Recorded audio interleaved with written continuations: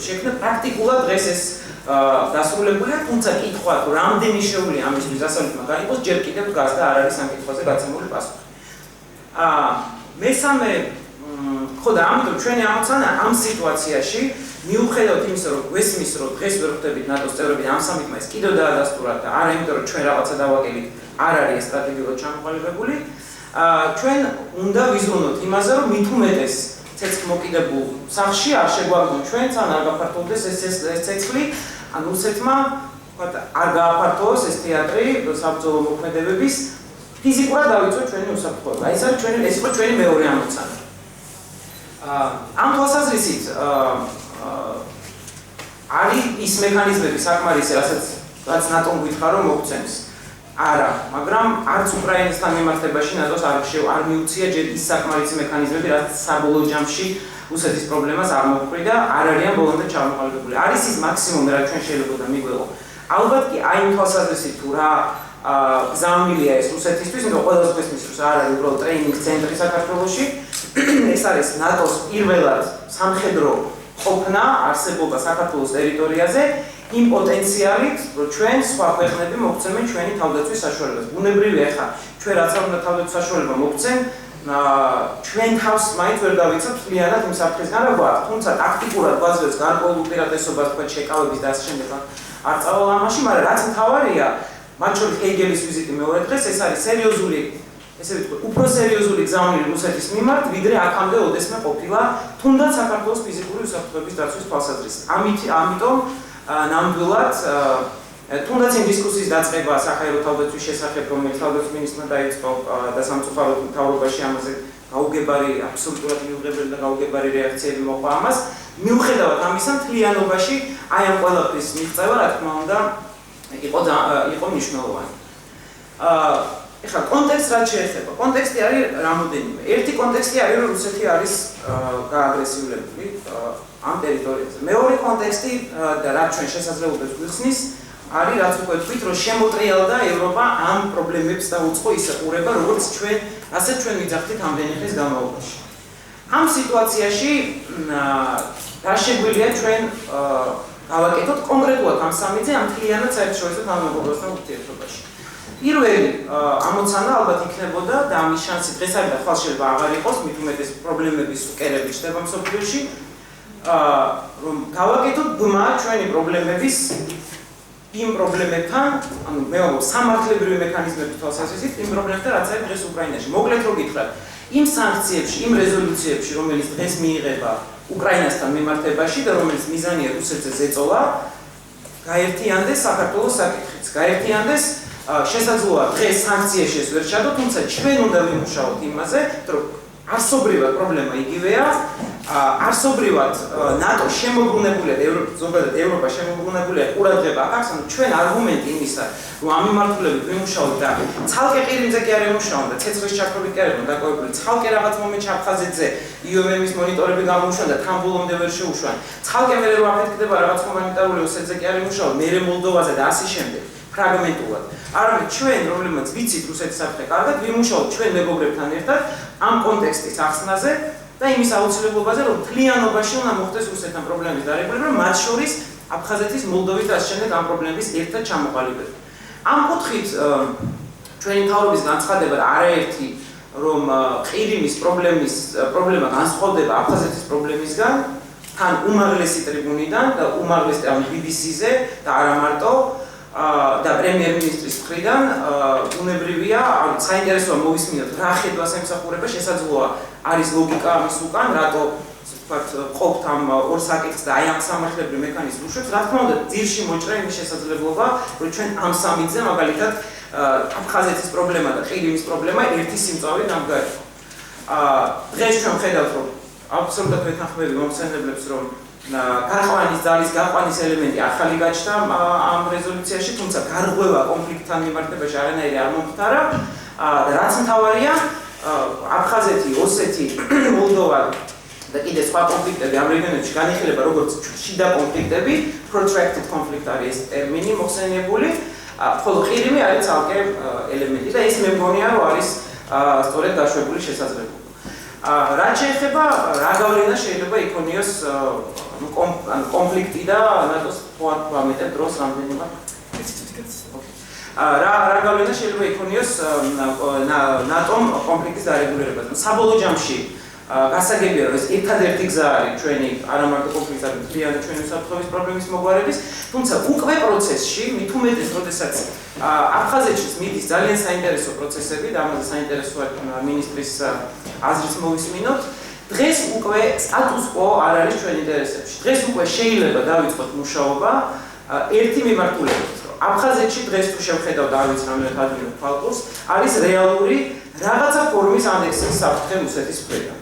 ამაზე შეგვიძლია ვიკამათოთ, იქნება ეს ყირიმის სახის ანექსია, რამდენად დაშორებული, მაგრამ თუ წაიკითხავთ ბოლოს მაისიდან მოყოლებული დისკუსიას აფხაზეთში რა ხდება, თუ წაიკითხავთ იმ პროექტებს, რომელიც გამოჩნდა და რუსეთმა ოფიციალურმა რუსეთმა უკვე გამოაჩინა აფხაზეთთან ახალი ხელშეკრულების შესახებ, ეს არის გაერთიანება მათი შეარაღებული ძალების, ანუ პირდაპირ გასაგებია რომ აფხაზური უერთდება რუსულ მართლობას, ეს არის საზღვრის გახსნა რუსეთთან სრული და ევროკავშირის ანალოგიები მოვაქვთ, რა გვინდა ერთმანეთთან საზღვარი, ჩვენთან საზღვრის რეგულაციის გამკაცრება და ეს არის ერთიანი უსაფრთხოების და თავდაცვის სივრცის შექმნა. ეს არის ის ტერმინი და ამას აუცილებლად დაემატება კიდე ახალ-ახალი ელემენტები. დღეს იყო მაგალითად სტატია რუს დეპუტატებთან იყო ინტერვიუები, იქ პირდაპირ საუბრობდნენ, რომ რატომაც არ მოვიერთოთ ახალი მიწები, პრობლემები ისედაც ბევრი გვაქვს და კიდევ უნდა შემოვიდეთ. ანუ ეს არის ერთ-ერთი მწვავე საკითხი. ამ სიტუაციაში გარკვეულწილად სტრატეგიული ინტერესი ჩვენი და აფხაზეთის შეიძლება იმხოლოდეს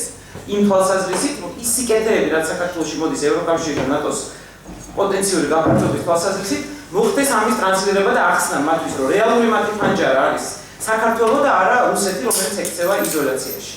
დღეს შეიძლება ამის შედეგი არ გამოიღოს, მაგრამ ამ მიმართულებით ფიქრი და მუშაობა არის აუცილებელი. დიდი მადლობა. გადავდივართ დისკუსიაზე. ერთი დისკუსიის მონაწილე უდრის ერთ კითხვას მხოლოდ და ძალიან ვთქვათ, რომ დიდი დრო, ასე ვთქვათ, არ დაიკავოთ, რომ ყოველს კონდეს საშუალება კითხვის დასმის. ჩვენ შევაგროვებთ კითხვებს ყველა მოხსენებლისთვის და შემდეგ ესე იგი ყველას მივცემთ ქართულ დროს, რომ საკუთარ კითხვებს უპასუხო. და გთხოვთ, როდესაც ხელს აწევთ, ასევე თქვენი სახელიც მისხდეთ, ყველა სახელი ნამდვილად არ ვიცი.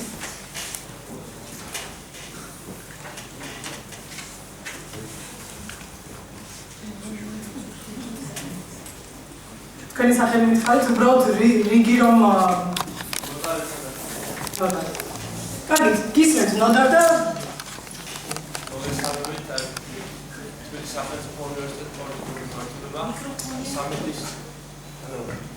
ესე იგი არსებობს ესეთი ლევან ჯავახიშვილის მოხსენება ის გენიალური ნაშრომი თანამედროვე მომენტის შესახებ და ეს ცელი არის ეს ნაშრომი, მაგრამ აი მნიშვნელოვანს გამოყურას ჯავახიშვილი ხაზგასმით აღნიშნავს, რომ საქართველო უნდა ეფუძნებოდეს საკუთარ თავს და საკუთარ სიძლიერეს და სამიტის შემდგომ იყო ბატონი ირაკლის განცხადება, რომელიც ძალიან მომეწონა, სადაც იგი აღნიშნავს, რომ აუცილებელი არის უფრო მეტი რესურსი ჩაიდოს ჯარში და მოხდეს თვითდაფინანსება, იმიტომ რომ შეუძლებელია და წარმოუდგენელია, რომ რომელიმე სახელმწიფომ, რომელიმე პოლიტიკურმა გაერთიანებამ შექმნას საქართველოს საჯარო სისტემა და მე მაინტერესებს თუ რა სიახლეები არის სამხრეთ, თუ დგას სამთავრობო სტომებზე ეს საკითხი და აი რას უნდა ველოდეთ თქვენი განცხადების შემდგომ ბატონოირები.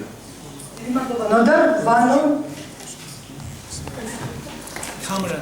მოგესალმებით, მანუჩ ყიკვაძე, ფონდირია საზოგადოება საქართველო. მე ძალიან მოკლე კითხვა მექნება ბატონ ირაკლისთან და ბატონ პალატასთან თუ შეიძლება. პირველი ეს არ უკავშირდება ნატოს სამიტს, არამედ უკავშირდება ჩვენს უსაფრთხოებას. ერთ-ერთი საფრთხე, რასაც წარმოადგენს ალბათ ეს აჯეროთ არის ცნობილი, არის გიუმრის სამხედრო ბაზა. მე თქვენგან მაინტერესებს, როგორც საქართველოს თავდაცვის მინისტრისგან პირველ წყაროდან მოვისმინო ინფორმაცია, როგორ ახერხებს რუსეთი ამ შეზღუდული, ასე ვთქვათ, არეალის და შეზღუდული ჩაკეტილი საზღვრების პირობებში მიაწოდოს შეიარაღება გიუმრის სამხედრო ბაზას. Potom პალატასთან მექნება ძალიან მოკლე კითხვა, როდესაც საქართველოს გზა გაუხსნა რუსეთს ვეტეოსში გაწევრიანებისათვის, იყო ესეთი დაპირება, თქმა, რომ უნდა დავჯგარებდნენ მონიტორები საზღვარზე. ამ პერიოდიდან საკმაოდ დიდი დრო გავიდა და პრინციპში არაფერი ამ კუთხით ყოველ შემთხვევაში მე არ შეიძლება არსებობს, მაგრამ არაფერი არ გამიგია და არის რაიმე კონკრეტული ნაბიჯები იმის გათვალისწინებით, რაც ელენემ თქვა, რომ ამ საზღვრის გახსნასთან დაკავშირებით, რასაც რუსეთი დაახლოებით იქნებს. ისმენთ თან. მოგესალმებით, კამრან მამედოვი, კავკასიის უნივერსიტეტის მაგისტრანტი.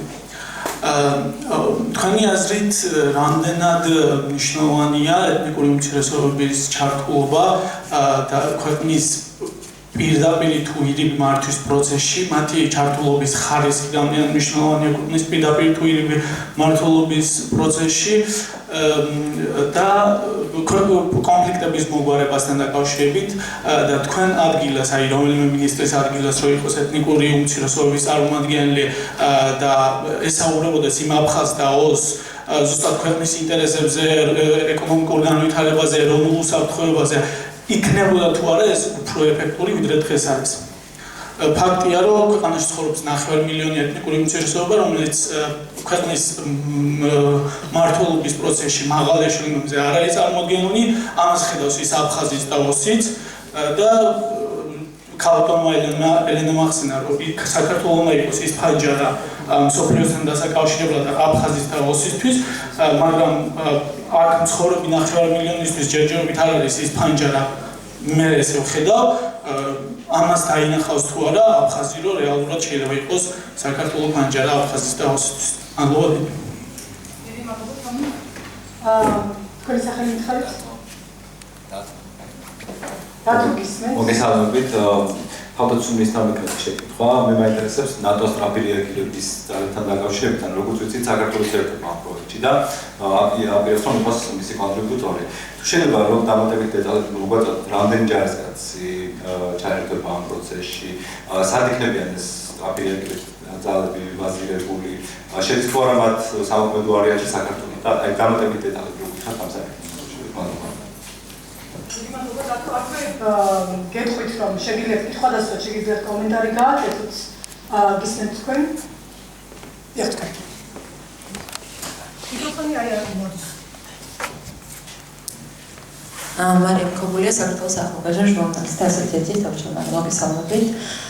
მე მაინტერესებს, როდესაც მთელი მსოფლიო და კონკრეტულად ნატო გვესაუბრება მეხუთე მუხლით, რაც გულისხმობს იმას, რომ თუ ნატოს წევრი არ ვიქნებით, ვერანაირად ვერ ჩაერთვებიან ჩვენს კონფლიქტურ სიტუაციებში და ვერც უკრაინის შიდა პოლიტიკაში მიიღებენ რაღაც გადაწყვეტილებას და იმ შემთხვევაში თუ და როგორც კი აღნიშნეთ ჩვენს ტერიტორიაზე დაიწყება ცნები, როგორ ფიქრობთ თუ რუსეთი განახორციელებს სამხედრო ასე ვთქვათ ძალადობას ჩვენს მიმართ, როგორ აპირებთ ამ წინააღმდეგობის გაწევას მაშინ, როდესაც ნატო ამ შემთხვევაში ვერანაირ გადაწყვეტილებას ვერ მიიღებს, სწორედ ამ მეხუთე მუხლიდან გამომდინარე და მშვიდობიანი გზით ტერიტორიების დაბრუნება ახსენეთ და მაინტერესებს მაშინ, როდესაც მსოფლიოში მხოლოდ ერთადერთი მაგალითია მშვიდობიანად დავიბრუნოთ და ქართული ტერიტორია გულისხმობ გერმანიას არ არსებობს ასეთი ფაქტი ზოგადად მსოფლიოში, რა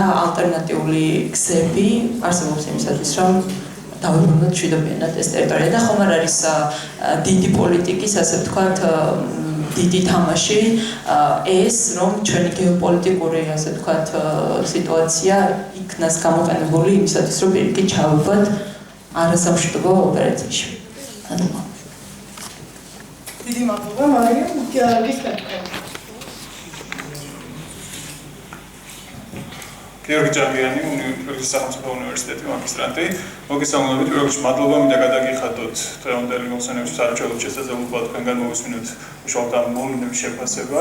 მე კითხვა მექნება ბატონ პატასთან, აფხაზეთის მოვლენებს ყველა ვადევნებთ თვალს, განსაკუთრებით გალის მოვლენების შემდგომ ახალი პრეზიდენტი ასოცირების ხელშეკრულება რუსეთთან დღევანდელობაში ისიც დაიწერა რაღაც მსგავსი შეიძლება შექმნათ როგორც ნატო. შეიძლება შექმნან აფხაზეთთან და ოსეთთან, ამაზეც აი კომენტარებზე აკეთებ. ხო არ გესახებათ მოვლენები თითქოს ძალიან სწრაფად ვითარდება და ჩვენ არ აღწარვით მათ საპასუხოდ. ან ხო არ გესახებათ რომ მოვლენები რომლებიც ასეთ ტიპით განვითარდეს, თუნდაც ასოცირების ხელმოწერის შემდგომ ჩვენ თითქმის შესაძლებლობა არ გვექნება რა იმით უპასუხოთ მას. მადლობთ. დიდი მადლობა კითხვისთვის. თუ ვინმეს აქვს კითხვა, გთხოვთ ხელი აწიოთ, აი ვანო შენს უკავხედავ ვიღაცას და გთხოვთ ადგენს ფეხზე, იმიტომ რომ ვერ ხედავთ.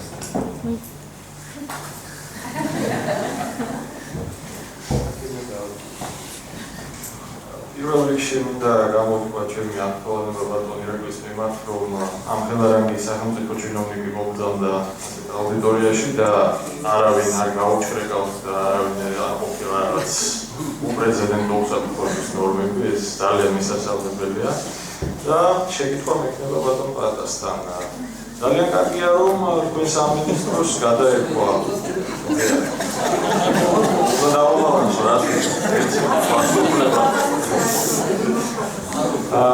ძალიან კარგია, რომ თქვენ სამინისტროს გადაერქვა რეინტეგრაციის სამინისტრო და დაერქვა შერიგების სამინისტრო. ეს კაფეო მესიჯი ძალიან ადეკვატური და ძალიან დროული იყო, ასე ვთქვათ.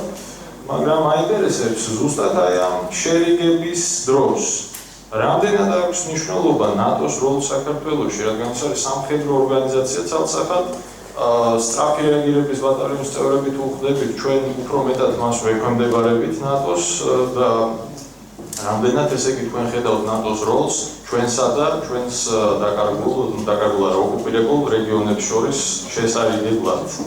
დიდი მადლობა. რამაზ დიდი მადლობა. ისმენთ თქვენ და ნელა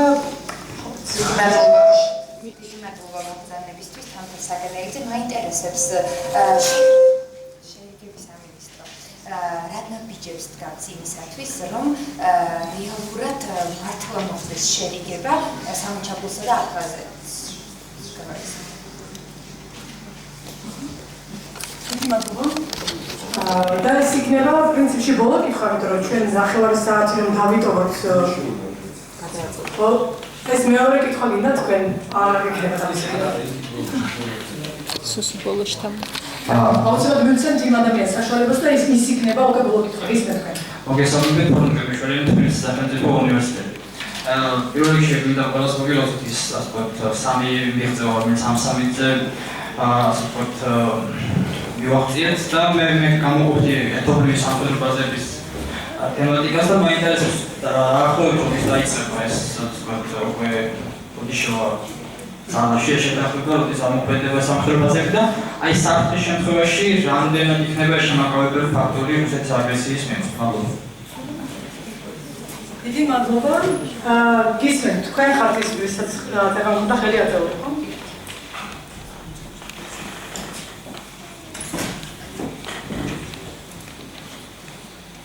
მადლობას მოგახსენებთ დღევანდელი დისკუსიის მომხსენებლებს თამარ ყაყავაძე უფსალას უნივერსიტეტის კურსდამთავრებული. ბატონო თქვენს ახსენეთ არა ერთხელ და ალიანსის გენერალური მდივანი ძალიან აქტიურად აჟღერებდა მოსაზრებას იმასთან დაკავშირებით, რომ არც ერთ არაძევრ სახელმწიფოს არ აქვს ვეტოს უფლება ნატოს შემდგომ გაფართოებაზე, თუმცა საკუთარ ფაქტები მეტყველებს საპირისპიროზე ის ვითარება, რომელიც უკრაინა დღეს აღმოჩნდა არის მეტყველებს სწორედ ამაზე და რამდენიმე დღის წინ მოლდოვამ განაცხადა, რომ ის რჩება ნეიტრალური სახელმწიფო, ხომ არ მიგვანიშნებს არსებული ხომ არ მიგვანიშნებს იმაზე მოლდოვას გადაწყვეტილება, რომ ალიანსის მხარდაჭერა პარტნიორი სახელმწიფოებისადმი არის არასათანადო და როგორ მიგაჩნიათ რა შეიძლება იყოს ის წითელი ხაზი, რომლის შემდეგაც ალიანსის სტრატეგიულად ჩამოყალიბდეს უკვე თუ როგორი პოლიტიკა შეიძლება ჰქონდეს მას რუსეთთან დაკავშირებით იმ კონფლიქტებზე, რომელიც ხდება მის უშუალო სამეზობლოში. მადლობა. დიდი მადლობა საინტერესო კითხვებისთვის. უმრავლესობა კითხვები რა განსაკუთრებია მინისტრების მიმართ დაისვა, თუმცა ჩვენ ძალიან კარგი საშუალება გვაქვს, რომ მინისტრები როდესაც უპასუხებენ ამათ კითხვებს, შემდეგ ქალბატონებსაც კითხოთ, ესე იგი დამატებით მოსაზრებები ამ ასახებთან დაკავშირებით. ბატონო ირაკლი, მე მგონი თქვენ დავიწყოთ ჯობია, იმიტომ რომ უმრავლესობა კითხვებისა მაინც ეს იყო თქვენი საქმე. დიდი მადლობა შეკითხვებისთვის. რაც შეეხება თავდაცვის ბიუჯეტს პირველ რიგში იმას ვიტყვრობ, რომ სწორი განცდა გაქვთ თქვენს და დაწმუნებული ვარ, ეს არის ყველა წარმომადგენელს, რომ ჩვენ თუ არ ვიზრუნებთ ჩვენს ჯარზე, ჩვენს თავდაცვის შესაძლებლობებზე, სხვა არავინ არასდროს არ შეიკითხვის იმას, რაც შემიძლია. უბრალოდ ჩვენ გარედან მოგვეცემა შესაძლებლობები ჩვენი არას. მე რა წარმოებით ბუნებრივი აქ გამომდინარე ჭირდება პოლიტიკური გადაწყვეტილებები ალიანსის და მათ შორის ალიანსის წევრების, ვისაც აქვს ესეთი შესაძლებლობა, რომ ჩვენ გადმოვცენ ან მოვყიდოთ. ამიტომ ამ კუთხით ძალიან მნიშვნელოვანი იყო ეს გადაწყვეტილება, მაგრამ ამ შესრულება ჭირდება და ამიტომაც კიდევ ერთხელ გავიმეორებ, რომ ჭირდება დიდი ინვესტიცია.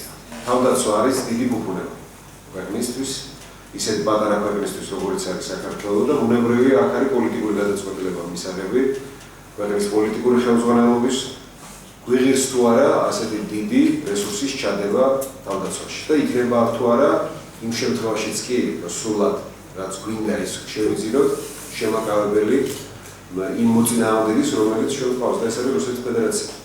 აქედან გამომდინარე, ბუნებრივია ჩემთვის ამ შეკითხვაზე პასუხი ცალსახაა, თუ კი ხარ ქვეყანა, რომელიც ესეთ რთულ გარემოში არსებობს საუკუნეების მანძილზე, უნდა გქონდეს შესაძლებლობა.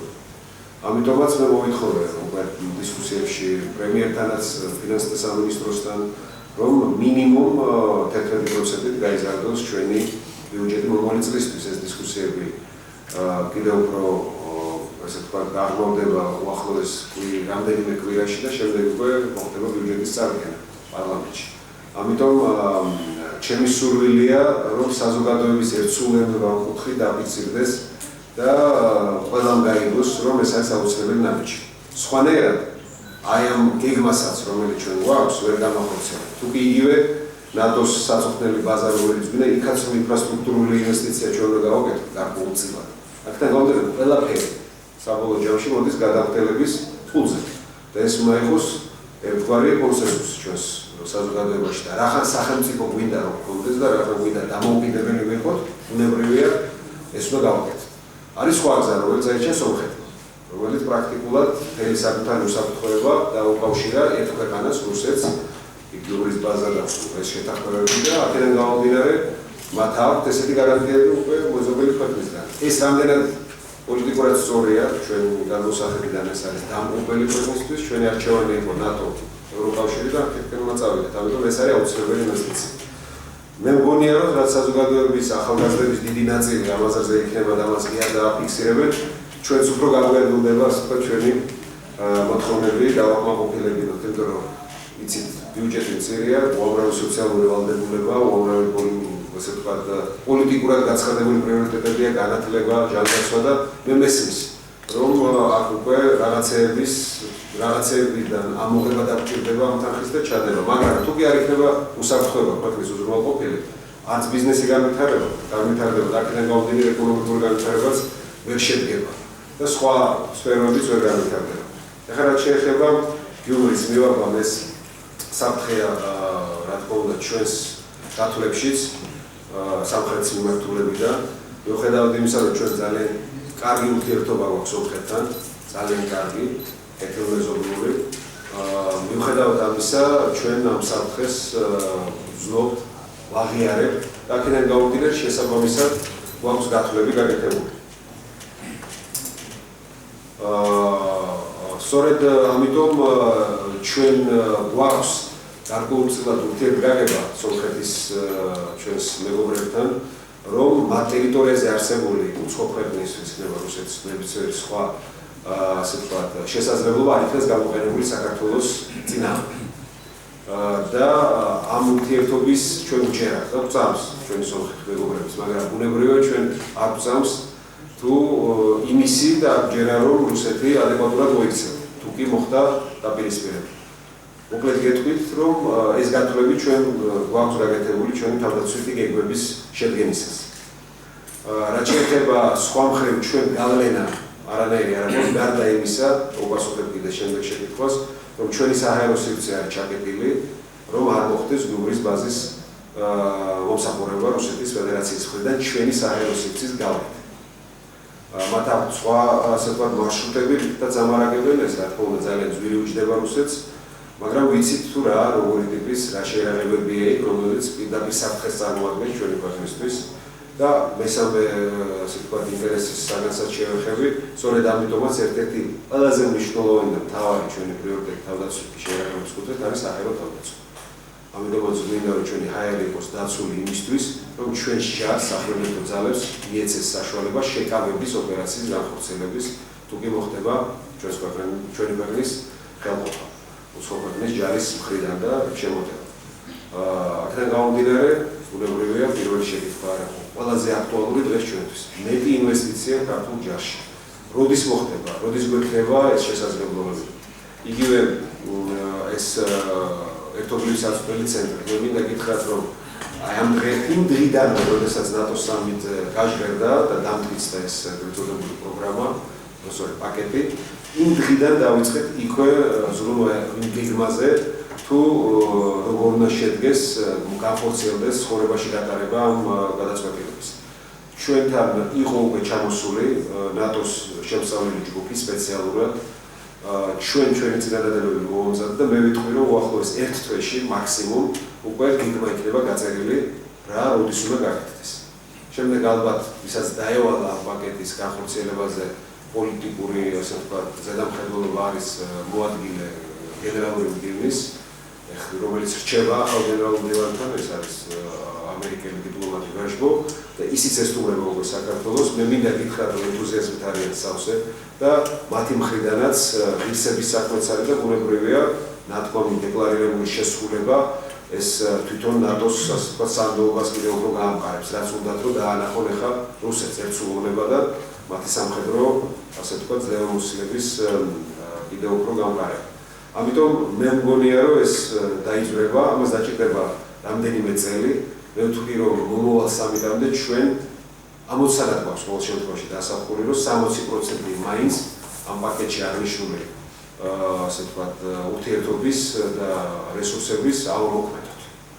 რაც შეეხება ეთნიკური უმცირესობების ჩაბმას, ამას კონკრეტულად ჩვენს უწყებაში ძალიან დიდ მნიშვნელობას ვანიჭებთ. ჩვენ ერთ-ერთ მაღალი თანამდებობის ასე ვთქვათ მაღალი თანამდებობა მივანდეთ ჩვენი ქართველი აზერბაიჯანელს, რომელიც ასე ვთქვათ კურირებს ინტერვიუებს, რომ ჩვენი ქართველი აზერბაიჯანელები იყვნენ უფრო მეტად დაინტერესებული ჯარში წამოსვლით, ჯარში სამსახურით, შეერაგებულ ძალებში სამსახურით. მათ დავიწყეთ ჩვენ ასევე მათთვის სპეციალურად ქართული ენის ტრეინინგის ასე ვთქვათ შესაძლებლობა მივეცით და მე მგონია დარწმუნებული ვარ, რომ უფრო ძლიერი იქნება ქართული ჯარიც სახელმწიფოს თუ კი უფრო და უფრო მაღალ თანამდებობებზე მოხდება ჩვენი ეთნიკური უმცირესობის წარმომადგენლების დანიშვნა.